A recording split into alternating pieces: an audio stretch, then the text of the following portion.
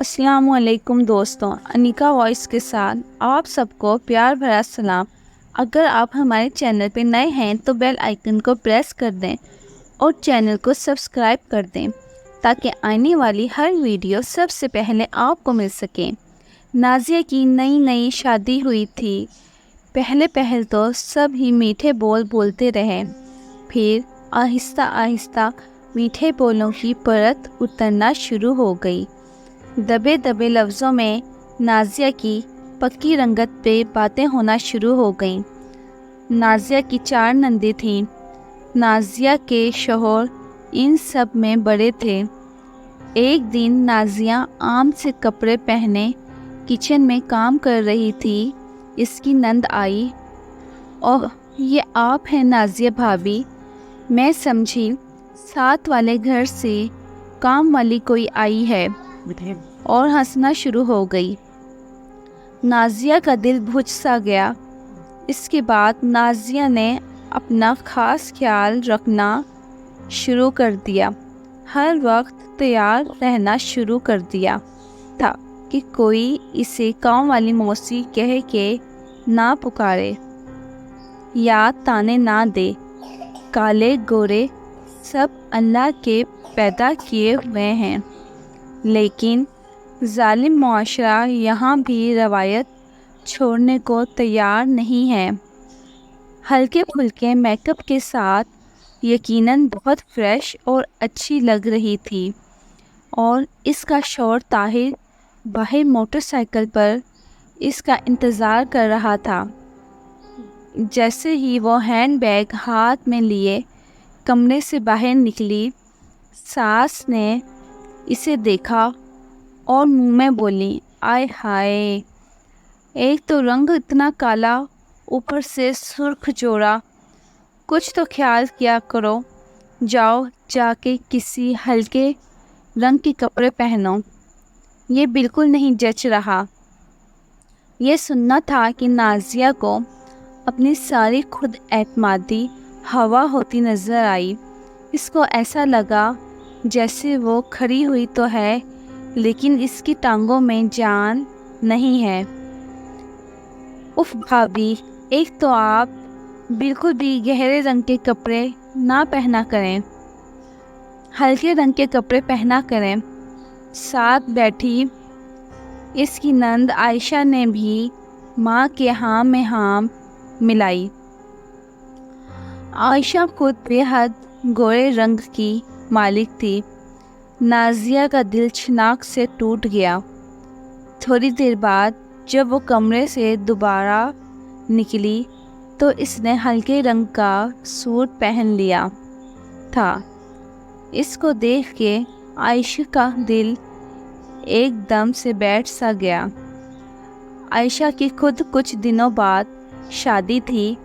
اس نے سوچا کہ جانے سے پہلے بھابی سے اپنے رویے کی معافی مانگ کر جاؤں گی۔ نازیہ تیز قدم اٹھاتے ہوئے گیٹ سے باہر نکل گئی۔ ہائے، یہ کالی کلوٹی بہو میرے متھے لگنی تھی۔ وہ ٹونے ٹوٹکے کچن کے کون سے ہوتے ہیں، کوئی اس کو بھی بتا دے۔ جب رشتہ دیکھنے گئی تھی جب تو بہت میک اپ کر کے بیٹھی ہوئی تھی، بالکل بھی کالے رنگ کی نہیں لگ رہی تھی۔ نازیہ تو نکل گئی، ساس پیچھے بولتی رہ گئی۔ نازیہ تو نکل گئی لیکن ساس مسلسل بولے ہی جا رہی تھی۔ اب تو نازیہ ان آوازوں اور طعنوں کی عادی ہو گئی تھی۔ شادی کے بعد عائشہ پہلی بار گھر رہنے کے لیے آئی تھی۔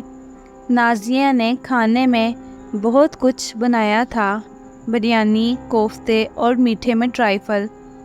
دہی نکالنے کے لیے فریج کھولا تو دہی غائب تھا۔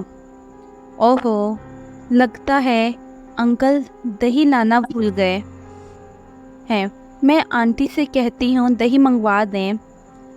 دہی کا کہنے کے لیے ساس کے کمرے کی طرف گئی تو اندر سے عائشہ کی روتے ہوئے آواز آئی، کہنے لگی، میری ساس کہتے ہیں کہ صرف گورے رنگ سے کچھ نہیں ہوتا، بندے میں کوئی خاص بات ہونی چاہیے، کچھ تو ہونا چاہیے ہنر۔ سارا دن مجھے کوسنے دیتی رہتی ہیں، پتہ نہیں میں نے ان کا کیا بگاڑ دیا ہے۔ جب مجھ پہ نظر پڑتی ہے باتیں سنانا شروع ہو جاتی ہیں۔ کل میں اسے تھوڑی سی پیاز زیادہ براؤن ہو گئی تو مجھے اتنی باتیں سنائیں کہ میں کیا بتاؤں، اور سارا دن مجھے بے ہنر کوہر کہتی رہی، اور اکرم سے الگ شکایت میری لگائی، اور اکرم نے مجھے سب کے سامنے تھپڑ بھی مارا۔ عائشہ نے روتے ہوئے ساس کو ساری بات بتائی۔ عائشہ نے جب یہ سنا تو باہر کھڑے ہوئے اس کے پیر جم سے گئے۔ وہ سوچ بھی نہیں سکتی تھی کہ مکافات عمل کبھی اتنی جلدی بھی شروع ہو سکتا ہے۔ اصل رنگ من کا رنگ ہوتا ہے، تن کا نہیں۔ ہمارے نبی کریم صلی اللہ علیہ وآلہ وسلم نے ارشاد فرمایا ہے، مسلمان وہ ہے جس کی زبان اور شر سے دوسرے مسلمان محفوظ رہیں۔ پیارے دوستوں، آپ کو ہماری کہانی کیسی لگی کمنٹس میں ضرور بتائیے گا۔ اس کے ساتھ ہی انیکا وائس کو اجازت دیجیے۔ اللہ حافظ۔